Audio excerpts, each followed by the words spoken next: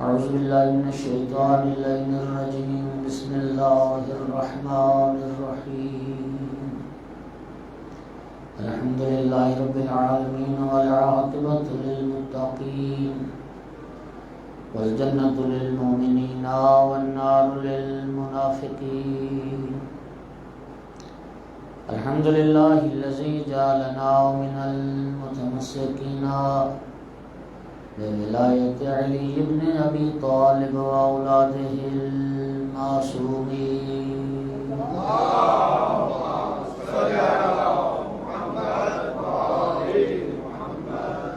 الصلاة والسلام والتحية والإكرام على رسوله الكريم شفيع المذنبين آنس الغريبين ورحمة للعالمين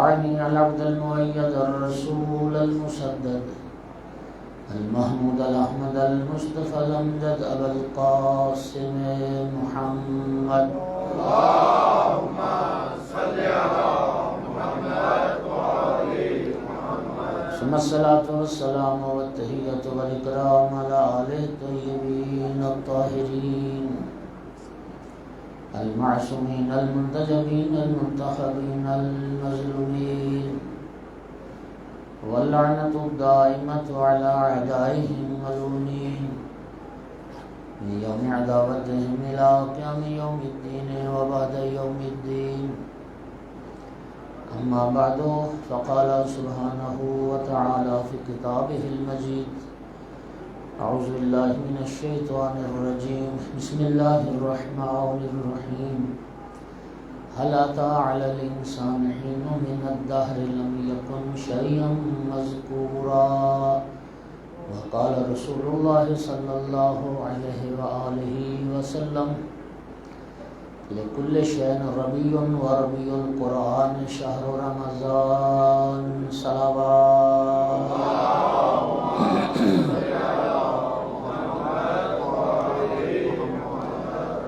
مومنین کرام، رمضان المبارک یہ جو برکتوں والا مہینہ ہے آپ سب کو بہت مبارک ہو۔ اس مہینے میں آپ اللہ کے مہمان بنیں، خداوند عالم اس ماہ کے فیوز و برکات ہمیں سمیٹنے کی توفیق عطا فرمائے۔ نبی کریم صلی اللہ علیہ وآلہ وسلم کی ایک حدیث مبارک ارشاد فرمایا لکل شیء ربیع وربیع القرآن شہر رمضان۔ آقا فرماتے ہیں ہر شے کی کوئی نہ کوئی بہار ہوتی ہے، قرآن مجید کی بہار یہ رمضان المبارک ہے، اور اللہ تعالیٰ نے اس ماہ مبارک کو جو تمام مہینوں پر فضیلت عطا کی ہے وہ 3 وجہ سے ہے۔ پہلی وجہ تو یہ ہے کہ اللہ نے اس مہینے کے روزے فرض کیے۔ دوسری اس کی وجہ یہ ہے کہ اللہ رب العزت نے اسی مہینے میں قرآن مجید کو نازل فرمایا ہے۔ اور تیسری فضیلت کی وجہ یہ ہے کہ خداوند عالم نے اسی مہینے میں ایک رات ایسی قرار دی ہے جو 1000 مہینوں سے افضل ہے۔ شب قدر بھی اللہ نے اسی مہینے میں قرار دی۔ یہ بہار قرآن ہے، آپ سارے احباب منتظمین جنہوں نے اس بہار قرآن کے مہینے میں دروس قرآن کا اہتمام کیا، اللہ کریم بعظمت قرآن و بعظمت وارثان قرآن آپ سب کو اجر عظیم عطا فرمائے۔ اور یہ بہار قرآن ہے، اسی لیے نبی کریم نے فرمایا تھا کہ من تلا فی آیۃ من القرآن، جو بندہ اس مہینے میں ایک آیت قرآن کی تلاوت کرتا ہے، رمضان کے علاوہ باقی 11 مہینوں میں ختم قرآن کرنا اور رمضان میں ایک آیت قرآن کی تلاوت کرنا برابر ہے۔ ایک آیت کی تلاوت ختم قرآن کا اجر اور ثواب رکھے۔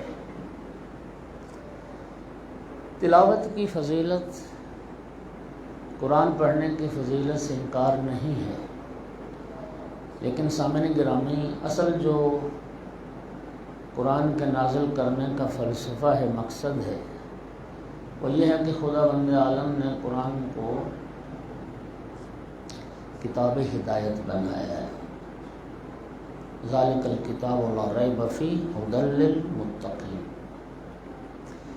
ایک جگہ پہ اللہ پاک ھدی للمتقین فرماتا ہے، ایک جگہ پر ھدی للناس فرماتا ہے۔ متقین کے لیے بھی کتاب ہدایت ہے، دنیا کے تمام انسانوں کے لیے یہ کتاب ہدایت ہے۔ جو بھی ہدایت کا متلاشی ہے، اللہ اس کو ضرور ہدایت سے ہمکنار کرتا ہے۔ اسی قرآن میں رب کا وعدہ ہے۔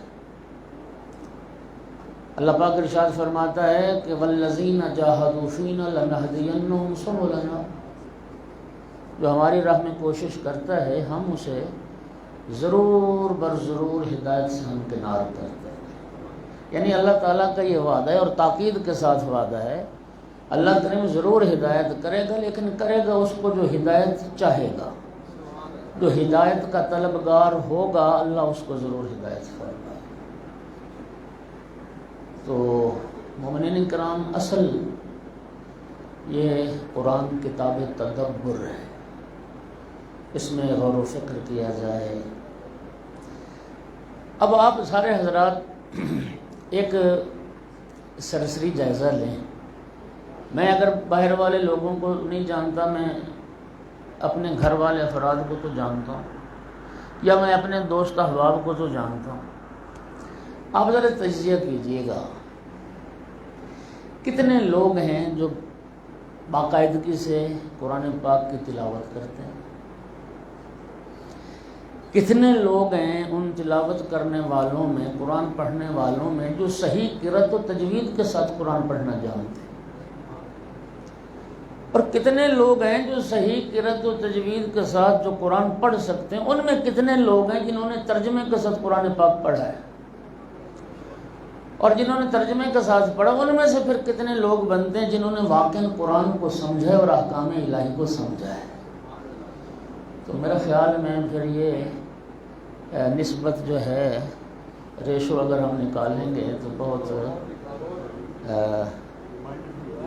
مائنر کے نکلیں گے، شاید لاکھوں میں کوئی ایک ایسے ہی ہوگا تقریباً۔ تو آپ خوش نصیب ہیں، حق بنتا ہے آپ کا، اور ان کا حق بنتا ہے جو کہتے ہیں کہ ہم اہل بیت کے پیروکار ہیں۔ قرآن پڑھیں بھی، قرآن سمجھیں بھی، صحیح قرآن پڑھنے کی کوشش کریں، اور پھر اللہ سے عمل کرنے کی توفیق طلب کریں۔ اس لیے کہ رسول اللہ نے کیا فرمایا؟ انی تارک فیکم الثقلین کتاب اللہ وعترۃ اہل بیت۔ فرمایا دو چیزیں میں چھوڑ کے جا رہا ہوں، کتاب خدا اور اپنی عترت اہل بیت۔ اگلا جملہ بڑا قابل توجہ ہے، فرمایا ما ان تمسکتم بہما لن تضلوا بعدی ابدا، گمراہ نہ ہوگے کب؟ جب قرآن اور اہل بیت کے دامن کو مضبوطی سے تھام لو۔ قرآن سے جب متمسک ہو جاؤ گے، دامن اہل بیت سے وابستہ ہو جاؤ گے، تو تم پھر گمراہی سے بچ جاؤ۔ اچھا، اب جہاں تک قرآن کو سمجھنے کا تعلق ہے، اسی قرآن کا دعویٰ ہے، قرآن میں آیت موجود ہے کہ بہت سارے لوگ اسی قرآن کے ذریعے سے گمراہ ہو گئے۔ یہ قرآن کئی لوگوں کو گمراہ بھی کرتا ہے۔ آپ حیران ہو گئے نا کہ یہ کیسے ہو گیا؟ اللہ تو فرماتا ہے قرآن کتاب ہدایت ہے۔ میرے دوستو یاد رکھیے، اگر قرآن کو وارثان قرآن سے نہ لوگے تو پھر یہ قرآن گمراہی کا سبب بن جائے۔ دنیا میں جتنے بھی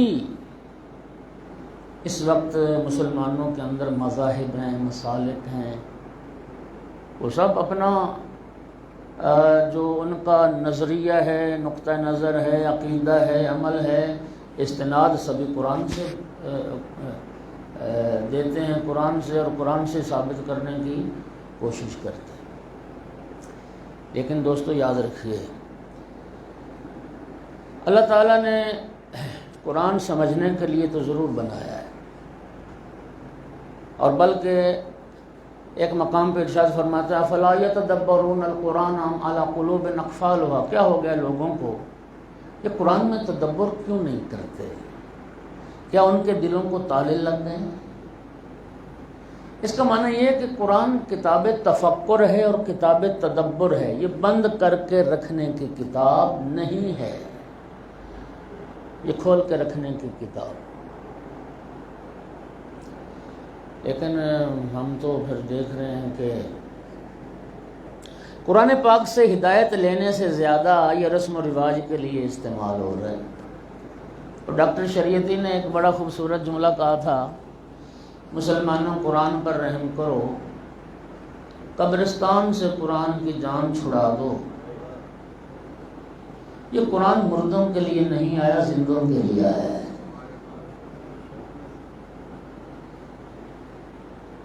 بہرحال اب جب قرآن فہمی کی بات ہے، چونکہ خود سورہ مبارکہ آل عمران میں اللہ پاک نے ارشاد فرمایا کہ قرآن دو طرح کی آیات کا مجموعہ ہے، آیات محکمات اور آیات متشابہات۔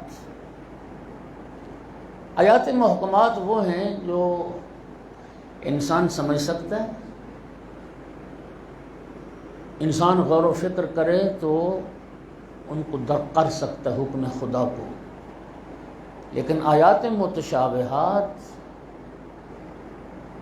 وہ اللہ پاک نے فرمایا کہ وَمَا يَعْلَمُ تَأْوِيلَهُ إِلَّا اللَّهُ وَالرَّاسِخُونَ فِي الْعِلْمِ، آیات متشابہات کی تعویل یا اللہ جانتا ہے یا راسخون فی العلم جانتا ہے۔ اسی لیے چھٹے امام سے کسی نے یہ سوال کیا تھا، امام جعفر صادق علیہ السلام، آقا جب آیات متشابہات کی تعویل کوئی جان ہی نہیں سکتا تو اللہ تعالیٰ نے آیات متشابہات کو قرآن میں رکھا کس لیے؟ امام علیہ السلام نے فرمایا اللہ نے آیات متشابہات کو قرآن میں رکھ کر قیامت تک کے لیے انسانیت کو آل محمد کا محتاج کر دیا۔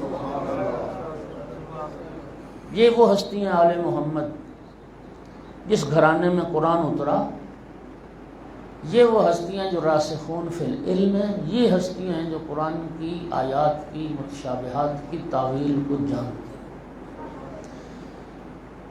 اچھا ایک حدیث قدسی اور سن لیں، ایک نبی پاک کی حدیث اور سن۔ حدیث قدسی میں ارشاد پروردگار من فسر کلامی برأیہ فلیتبوأ مقعدہ فی النار، ارشاد پروردگار ہے جو بندہ میرا کلام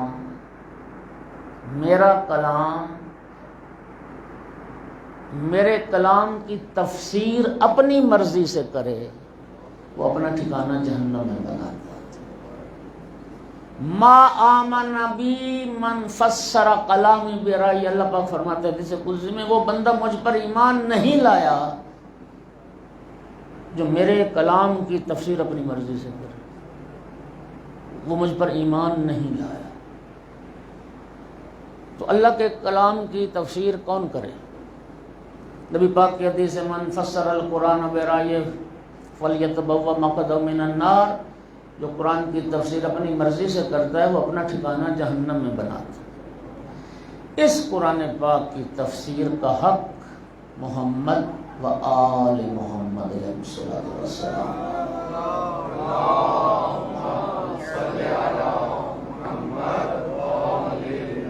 ظاہر سی بات ہے جس قلب پر قرآن اترا، جس گھر میں قرآن اترا، وہی بتائیں گے نا کہ قرآن کیا کہتا ہے۔ توجہ ہو رہی ہے حضرات؟ زیارت جامع کبیرہ میں آل محمد علیہ الصلوۃ والسلام کے لیے ایک لفظ آیا ہے تراجمۃ وحیہ، وحی الہی کے ترجمان محمد و آل محمد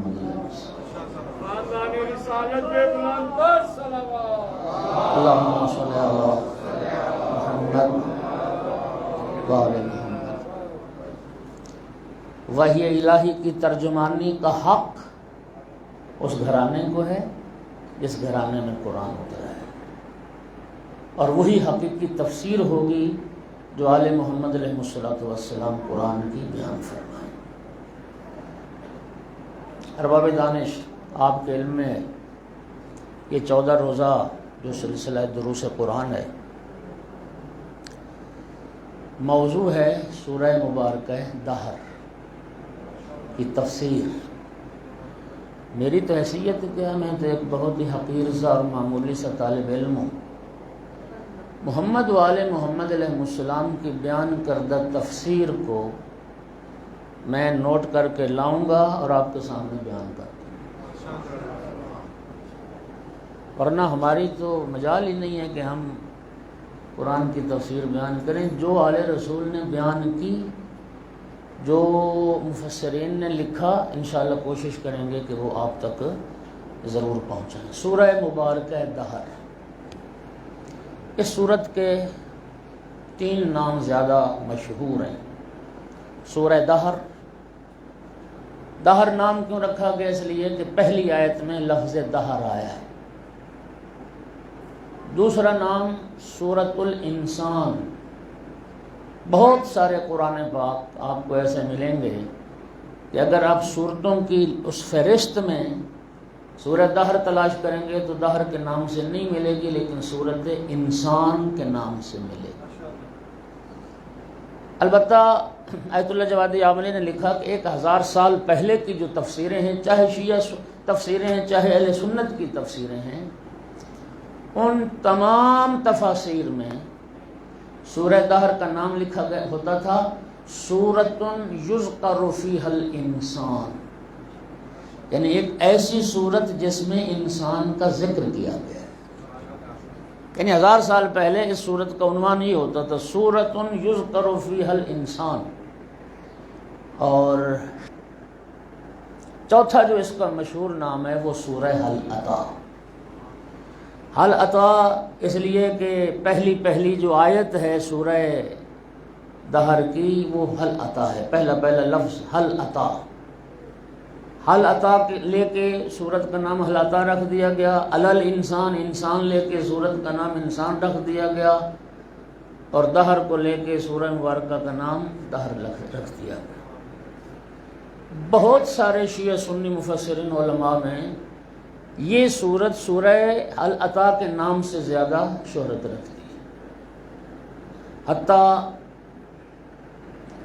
اہل سنت کے جو ائمہ اربعہ ہیں ان میں امام شافعی کا ذکر آپ نے بہت سنا ہے، انہوں نے بھی اس سورت کو سورہ حل اتی کے نام سے یاد کیا ہے۔ اجازت ہو تو میں ان کے 2 شعر ہیں، ایک رباعی ہے وہ سناتا ہوں۔ قبلہ تشریف فرمائیں، یقیناً لطف لیں گے۔ اگر آپ بھی عربی جانتے ہوتے تو آپ بھی بڑا لطف لیتے ہیں، لیکن ترجمے سے بھی انشاءاللہ لطف آئے۔ علامہ، اچھا اب علامہ کو 2 طرح سے پڑھا ہے، بعض نے پڑھا ہے علامہ علامو و حتی متا، بعض نے پڑھا علامہ و حتی متا، وعاتبو فی حب ھذا الفتى فہل زوجت فاطم غیرہ افی غیرہ حل اتی۔ امام شافعی نے کہا تھا کہ کب تک تم مولا علی کی محبت کی وجہ سے مجھے ملامت کرو گے، اور کب تک مولا علی کی محبت کی وجہ سے مجھے سرزنش کرو گے؟ میری ملامت بعد میں کرنا، مجھے سرزنش بعد میں کرنا، 2 باتوں کا جواب دو۔ فَهَلْ زُوِّجَتْ فاطمہ غیرہ، مولا علی کے علاوہ کوئی ہے جس کی زوجہ بتول ہو؟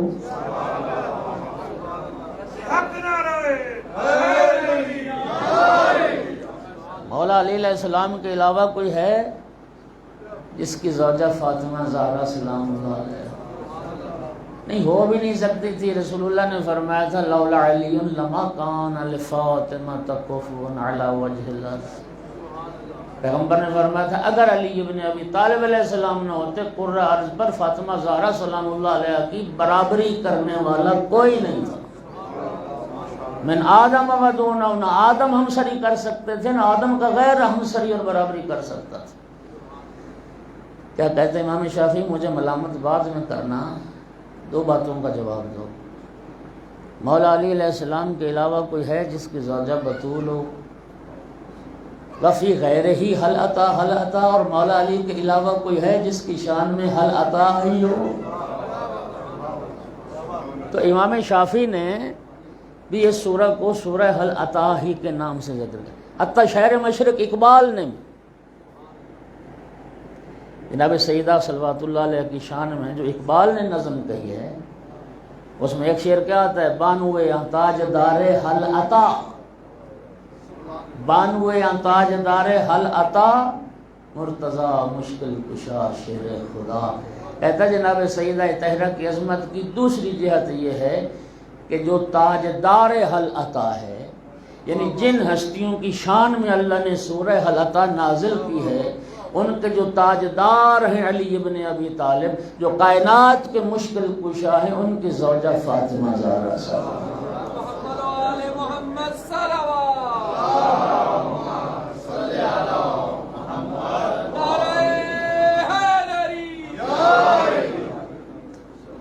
توجہ ہوگی حضرات؟ اچھا، اب یہ سورہ مبارکہ حل عطا کے بارے میں اس کی فضیلت کیا ہے، اس کے پڑھنے کا اجر و ثواب کیا ہے، آپ ایک صلوات پڑھیں اور میں عرض کرتا ہوں۔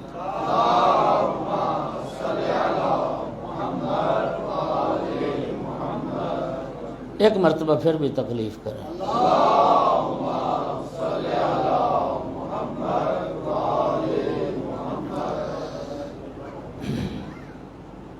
نبی کریم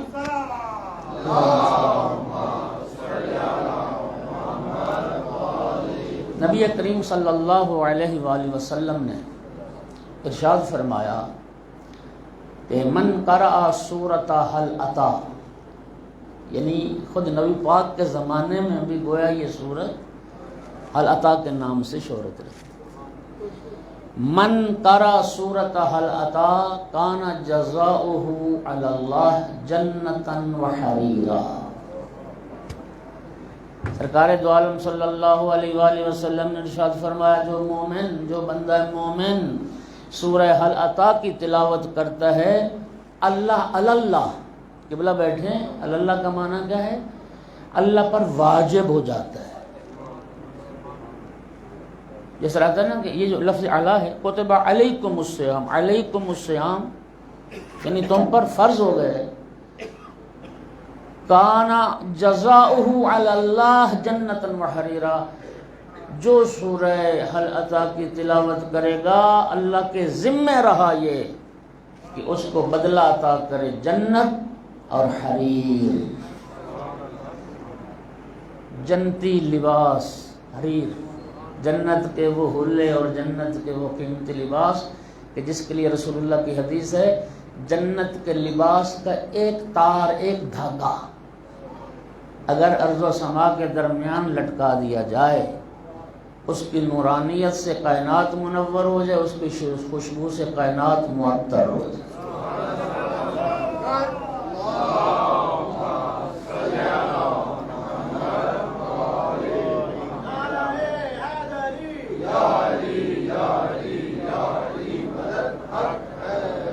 دوسری حدیث میں امام محمد باقر علیہ السلام نے ارشاد فرمایا کہ جو بندہ جمعرات کی صبح کو سورہ مبارکہ حل عطا کی تلاوت کرتا ہے تو انشاءاللہ قیامت کے دن اللہ رسول اللہ کی رفاقت و معیت اس کو نصیب کرے گا جو اس سورہ مبارکہ دہر کی تلاوت کرتا ہے۔ سامعین گرامی، سورہ مبارکہ دہر مکی ہے یا مدنی، اس میں مفسرین کا اختلاف ہے۔ البتہ تمام شیعہ مفسرین کا اس بات پر اتفاق ہے کہ یہ سورہ مبارکہ حل عطا یہ مدنی سورہ ہے، اور اس نظریے میں بہت سارے اہل سنت مفسرین علماء ہمارے ہم خیال ہیں۔ کچھ ہیں اموی فکر کے جو طرفدار ہیں جنہوں نے انکار کیا اور انہوں نے کہا ہے کہ یہ صورت جو ہے یہ مکی صورت ہے، یہ مدنی صورت نہیں ہے۔ میں اب کچھ حوالے دینا چاہتا ہوں، چونکہ دیکھیے تفسیر قرآن کے حوالے سے تھوڑی سی بات قابل قدر ہو جائے، تحقیقی ہو جائے، علمی ہو جائے، تو اس حوالے سے ویسے بھی تھوڑا سا تفسیر قرآن کا درس اور ایک عام مجلس کے انداز میں تھوڑا سا فرق تو ہوتا ہی ہے۔ تو آپ ایک صلوات پڑھیں ذرا سارے حضرات۔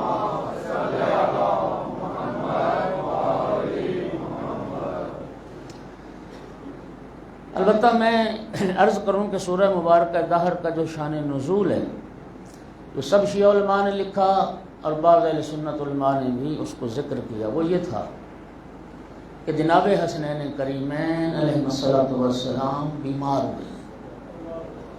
نبی کریم صلی اللہ علیہ وآلہ وسلم سیدہ طہرہ کے گھر تشریف لائے، امیر المومنین کے گھر تشریف لائے۔ سرکار نے جب دیکھا کہ حسنین بیمار ہیں تو جناب امیر علیہ السلام سے فرمایا کہ یا علی، آپ بیٹوں کی شفا یابی کے لیے منت کیوں نہیں مانتے، نظر کیوں نہیں کرتے کہ اللہ اگر بیٹوں کو شفا عطا کرے تو کوئی نظر مانے، کوئی منت مانے۔ امیر المومنین علیہ السلام نے سرکار کے اس فرمان کی روشنی میں فوراً نظر کر لی، منت مان لی کہ میں 3 روزے رکھوں گا اگر اللہ میرے بیٹوں کو شفا عطا کرے۔ جناب سیدہ طہرہ صلوات اللہ علیہ نے سنا تو بی بی پاک نے بھی منت مان لی۔ گھر کی کنیز جناب فضہ نے سنا تو بی بی فضہ نے بھی منت مان لی۔ اب جب ان ہستیوں نے نظر کر لی، منت مان لی، تو اللہ رب العزت نے جناب حسنین کریمین علیہ السلام کو شفا عطا کر دی۔ میں اس سورہ کا شان نزول عرض کروں۔ اچھا، جب شفا ہو گئی، شمعون یہودی سے مولا امیر المومنین علیہ السلام وہ سوت لے کے آئے، اس کو دھاگا بنانا تھا، اس کے بدلے میں پھر کچھ جو ملے۔ اس سوت کو بھی بی بی پاک نے 3 حصوں میں تقسیم کیا، وہ جو ملے ان کو بھی 3 حصوں میں تقسیم کیا۔ پہلے دن ایک حصہ سوت کا کاتا، ایک حصہ پھر جو پیسے، اس کو خمیر کیا، روٹیاں بنی، اور جب عین افطار کا وقت آیا تو ایک یتیم نے آ کے دروازے پہ ندا کی، یا اہل بیت النبوہ انا یتیم من یتام المدینہ، اے اہل بیت النبوت، میں مدینہ کے یتیموں میں سے ایک یتیم اور بھوکھا ہوں، کوئی ہے جو مجھے کھانا کھلائے۔ بس یہ آواز آنی تھی تو مولا امیر المومنین علیہ السلام نے اپنے حصے کی روٹی اس سائل کو عطا کر دی۔ بی بی پاک نے بھی اپنے حصے کی روٹی اس سائل کو عطا کر دی، جناب فضہ نے بھی اپنے حصے کی روٹی اس سائل کو عطا کی، اور ان ہستیوں نے پانی کے ساتھ روزہ افطار فرمایا۔ اللہ کریم کا شکر ادا۔ دوسرے دن دوسرے حصے کا سوت کاتا گیا، پھر دوسرا حصہ جو کا پیسا گیا، خمیر تیار ہوا، افطار کا جب وقت ہوا تو پھر دروازے پہ ایک مسکین نے آ کے صدا دی، عین اسی وقت، انا مسکین من مساکین المدینہ، اے اہل بیت رسول، میں مدینہ کے مسکینوں میں سے، فقیروں میں سے ایک فقیر ہوں، اور آپ میری بھوک مٹائیں۔ مولا امیر علیہ السلام نے بھی اپنے حصے کی روٹی، بی بی پاک نے بھی، جناب فضہ نے بھی، سب نے روٹیاں اس فقیر کو دے دیں، پھر پانی سے افطار فرما۔ تیسرا دن آیا، تیسرے حصے کا وہ سوت کاتا گیا، جو پیسے گئے، روٹی تیار ہوئی، اور پھر جب افطار کا وقت آیا تو پھر دروازے پہ اسیر کی آواز آئی، یا اہل بیت النبوہ انا اسیر من اسراء المدینہ، میں مدینہ کے اسیروں میں سے ایک اسیر ہوں، اور آپ میری بھوک مٹائیں۔ حسب معمول پھر سب ہستیوں نے اپنے اپنے حصے کی روٹی اس اسیر کو دی تھی۔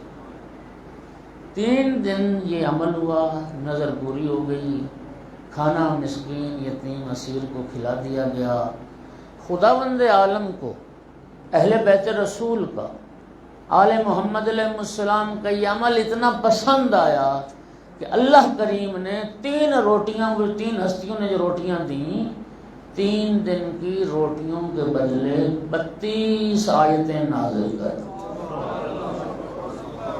بسم اللہ کو شامل کر لیں، کیونکہ ہمارا عقیدہ یہی ہے، اہل بیت رسول کی تعلیمات یہی ہیں کہ ہر سورت سے پہلے جو بسم اللہ ہے وہ بسم اللہ اس سورت کا حصہ ہے۔ اگر ہر بسم اللہ حصہ مانیں تو پھر سورہ دہر کی آیات بنتی ہیں 32، اور اگر بسم اللہ کو شامل نہ کریں تو سورہ دہر کی آیات بنتی ہیں 31۔ تو پروردگار نے 31 آیات نازل۔ یہاں رک کے میں ایک بات عرض کرنا چاہوں گا، سورہ دہر کے شان نزول نے ہمیں کیا بتایا؟ اگر کوئی مشکل ہے اور چاہتے ہو کہ تمہاری حاجت پوری ہو جائے تو رب سے حاجت پوری کروانے کا ایک ذریعہ وہ نظر اور منت بھی ہوتا ہے۔ لیکن منت کیسی ہو، نظر کیسی ہو، اس شان نزول نے اس نظر کا طریقہ بھی بتایا ہے۔ ہائے ہائے، یہ نظر نہیں ہوتی بھی میں وہاں دربار پہ جا کے دھمال ڈالوں گا، ہاں میرا کام ہو جائے تو میں 7 شریف جا کے دھمال ڈالوں گا۔ ہر وہ امر اس کی منت شرعی طور پر نظر منعقد ہوتی ہے جس میں رجحان شرعی پایا جاتا ہو۔ کوئی فعل ایسا جو جسے غیر شرعی کہا جائے، جو شریعت میں مطلوب نہ ہو، جو شریعت میں پسندیدہ نہ ہو، یا شریعت نے جس سے منع کیا ہو، اس کام کی منت نہیں مانی جا سکتی۔ بات سمجھ آ رہی ہے؟ آل محمد کا طریقہ یہی ہے۔ ہمیں پیغمبر اور آل پیغمبر کی سیرت میں یہی ملتا ہے کہ انہوں نے جب کوئی نظر کی ہے، یا اللہ کی بندگی نماز کی نظر مانی ہے، یا روزے رکھنے کی نظر کی ہے، یہ ہمارے لیے اہل بیت علیہ السلام کا طریقہ ایک اسوہ ہے۔ ان کاموں کی نظر کی جائے، ان کاموں کی منت مانی جائے جو رجحان شرعی رکھتے ہیں اور اللہ کو جو پسند ہیں، اور محمد والے محمد کی جو تعلیمات ہیں، اور محمد والے محمد کا جو طریقہ ہے۔ ایک سلوات پڑھتے ہیں ذرا سارے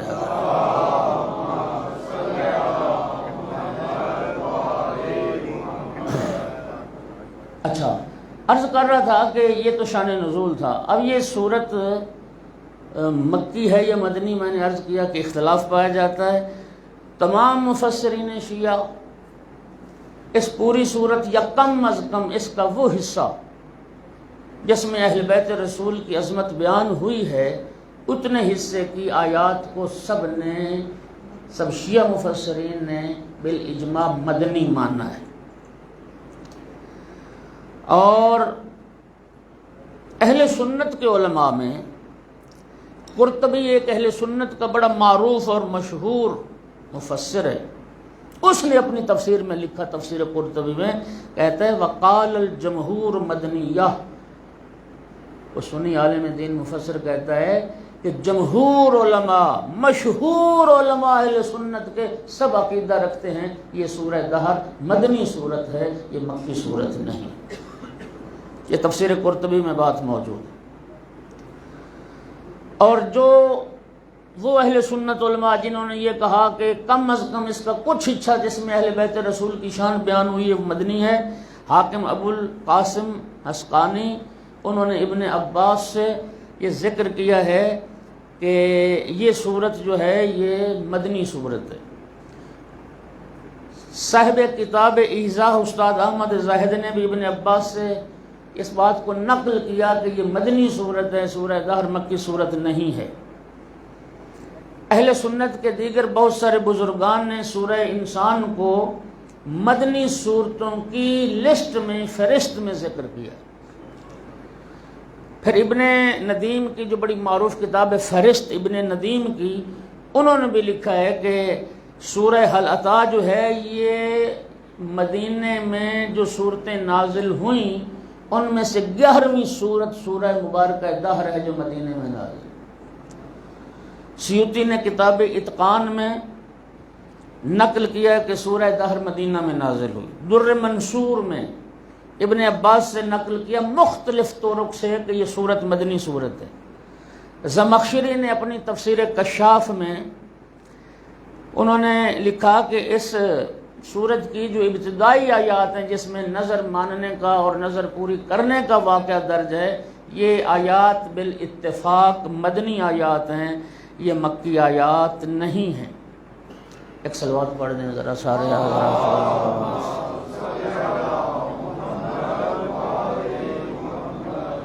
اور ان کے علاوہ بہت سارے دیگر علماء نے، بغوی نے، سبت ابن جوزی نے، گنجی شافی نے اور واحدی نے، سب نے لکھا، محمد ابن ادریس شافی نے، کہ یہ سورت سورہ دہر مدنی سورت ہے، مکی سورت نہیں۔ اور سب سے بڑی دلیل جو حضرات یہ کہتے ہیں کہ یہ سورت مدنی سورت نہیں مکی سورت ہے، ان کے دعوے پر رد پر دلیل یہ ہے کہ یہ جو لفظ آیا قرآن میں یطعمون الطعام علی حب مسکینا و یتیما و اسیرا، مکی زندگی میں اسیر کا تصور تھا ہی نہیں۔ ذرا غور کیجئے، میں کیا عرض کروں، مکی زندگی میں نہ جنگیں ہوئیں، نہ مکی زندگی میں جنگوں کے نتیجے میں مشرک کافر قیدی بنائے گئے، مکی زندگی میں نہ قیدی اور اسیر کا تصور تھا، نہ وہاں اسیر پائے جاتے تھے۔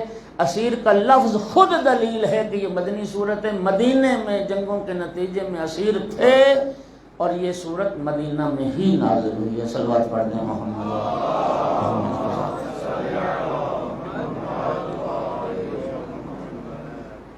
اور پھر عجیب بات یہ ہے، جو لوگ دعویٰ کرتے ہیں کہ ہمیں آل رسول سے بڑی محبت ہے، آل رسول سے محبت کا دعویٰ بھی کرنا اور پھر اہل بیت رسول کی فضیلت کو ماننے سے انکار بھی کرنا، تسلیم نہ کرنا،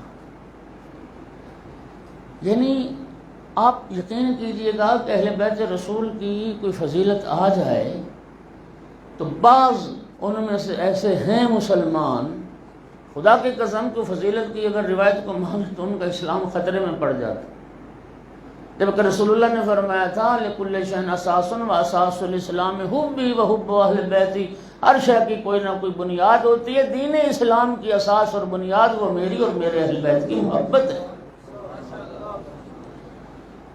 میں پہلے جملہ کا خلاصہ کرتا ہوں کہ یہ مدنی صورت ہے، اس کے مکی ہونے کا البتہ ایک بات علمی میں اور عرض کر دوں، وہ اب مقام نہیں ہے ورنہ میں تفصیل کے ساتھ اس میں جاتا، یہ بات آپ ذہن میں رکھیں، شیعہ سنی نے اس بات کو تسلیم کیا، کئی صورتیں ایسی ہیں جو اس وقت موجودہ ترتیب ہمارے پیش نظر ہے، مکی صورتوں میں مدنی آیات بھی ہیں اور مدنی صورتوں میں مکی آیات بھی ہیں۔ اس صورت میں اگر اختلاف بھی تسلیم کر لیا جائے تو صرف اس حد تک ہے، کم از کم اس کی جو پہلی آیات ہیں جس میں نظر کا اور نظر پورے کرنے کا واقعہ رب نے بیان کیا، یہ بالاتفاق مدینے میں آیات نازل ہوئی ہیں اور پیغمبر کے اہل بیت کی شان میں نازل ہوئی ہیں۔ مولا علی علیہ السلام، سیدہ طاہرہ صلوات اللہ علیہا، جناب حسنین کریمین اور جناب فضہ صلوات سب کی ذات پہ بلند آواز سے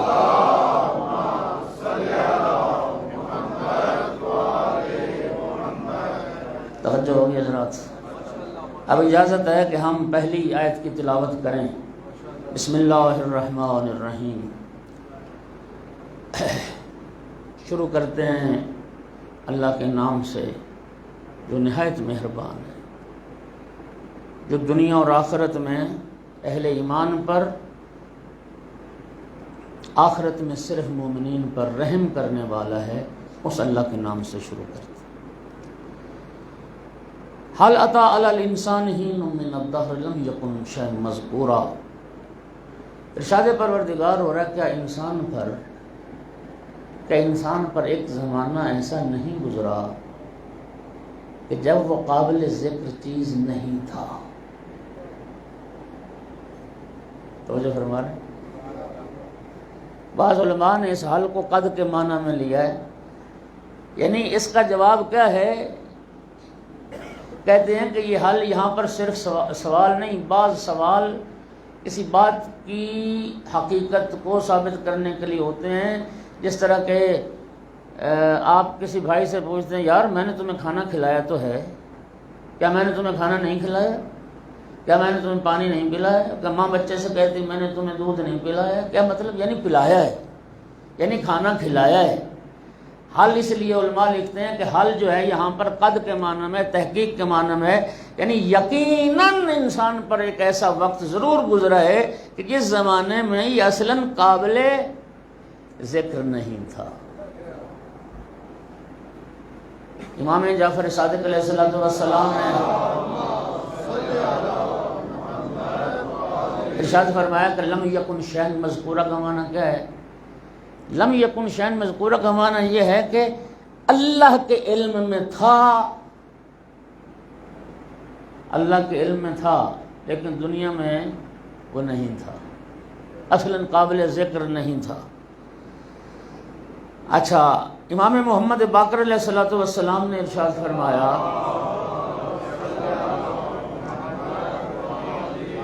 کہ یہ ایک مرحلہ ایسا تھا کہ اصلاً قابل ذکر نہیں تھا۔ صاحب تفسیر نمونہ میں پتہ کیا لکھا؟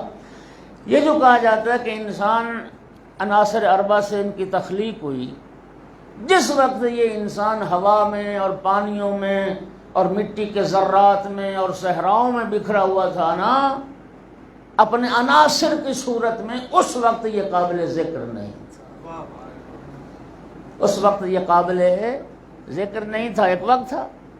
یعنی انسان عدم سے وجود میں آیا ہے نا، جب وجود میں آیا اللہ نے تخلیق کی، خلق کیا تو یہ قابل ذکر بنا۔ رب کے وجود عطا کرنے سے پہلے یہ قابل ذکر، اور یقین کیجئے ائمہ اہل بیت کی دعاؤں میں کیا خوبصورت جملہ ہے، الحمدللہ الذی خلقنی انسانا، تمام تعریفیں اس اللہ کے لیے جس نے ہمیں انسان بنایا ہے۔ مجھے حیرانی ہوتی ہے، ایک جاہل طبقہ ہمارے اندر بھی ایسا ہے جو ان کے انسان اور بشر ہونے کا قائل ہے۔ او بھائیو، اشرف المخلوقات انسان ہے، لقد خلقنا الانسان فی احسن تقویم، یہ انسان کی عظمت ہے کہ خدا بند عالم نے انسان کے نام پہ پوری صورت نازل کی ہے۔ آپ نے غور کیا یا نہیں کیا؟ بشر ہونا، انسان ہونا، یہ افضل مخلوقات ہے اللہ۔ ائمہ فخر کرتے ہیں میرا اللہ تعالیٰ شکر ہے تو نے انسان بنا۔ حضرت ثانی سے ایک روایت ہے، وہ کہتے ہیں کہ یہی آیت، اس کے ذیل میں اس نے کہا تھا کہ کاش بہتر تھا کہ لم یکن شیئن مذکورہ، جب ہم قابل ذکر نہ تھے اسی طرح قابل ذکر نہ رہتے، نہ اللہ نے ہمیں انسان بنایا ہوتا، نہ ہمیں آزمائش کے مرحلے سے گزرنا پڑتا، نہ اس دنیا کے بعد پھر جنت اور دوزخ کا سامنا کرنا پڑتا۔ او بھائیو، جو اس خلقت انسانی کی نعمت کے قدردان نہیں ہے، یہ ان کا بیان ہے، ورنہ آل محمد علیہ السلام اس نعمت پر رب کا شکریہ ادا کرتے ہیں۔ ایک صلوات پڑھ دو سارے حضرات، بلند آواز۔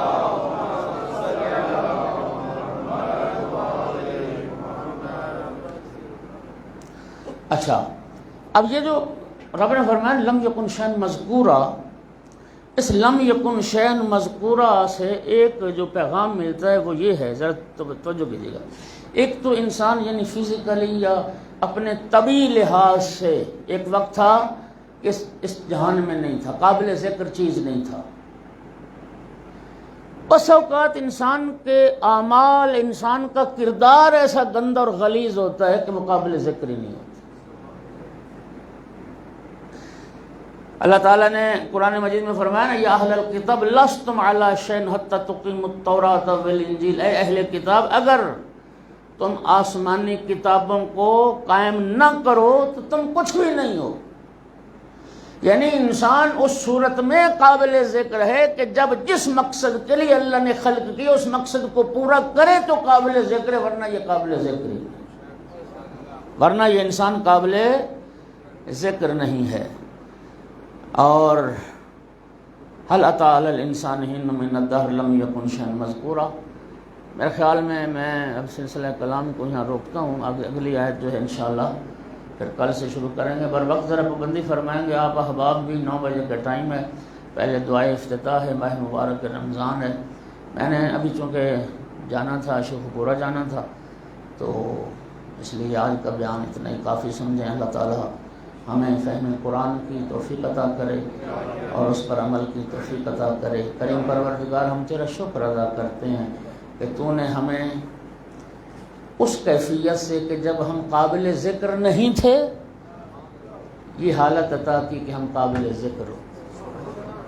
پروردگار ہماری عاقبت بالخیر فرما، پروردگار ہمیں خود کو سمجھنے کی توفیق عطا فرما۔ من عرف نفسہ فقد عرف ربہ۔ پروردگار بحق محمد و آل محمد دامن قرآن و اطرت سے متمسک اور وابستہ رہنے کی توفیق عطا فرما۔ میرا اللہ قرآن پاک کی تلاوت کی توفیق عطا فرما۔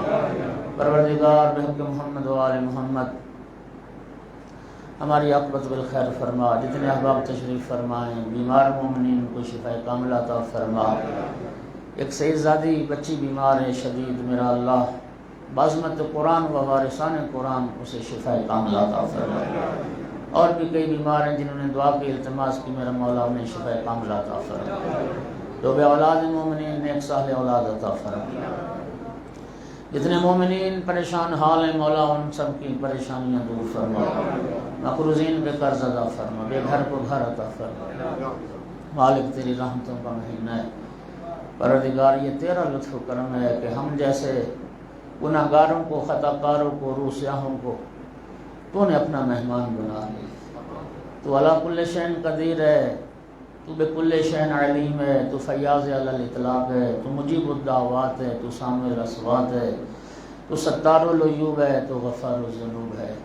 مالک ہمارے گناہ معاف کر دے، ہماری دعاؤں کو قبول فرما لے، بندگی کی توفیق عطا کر دے۔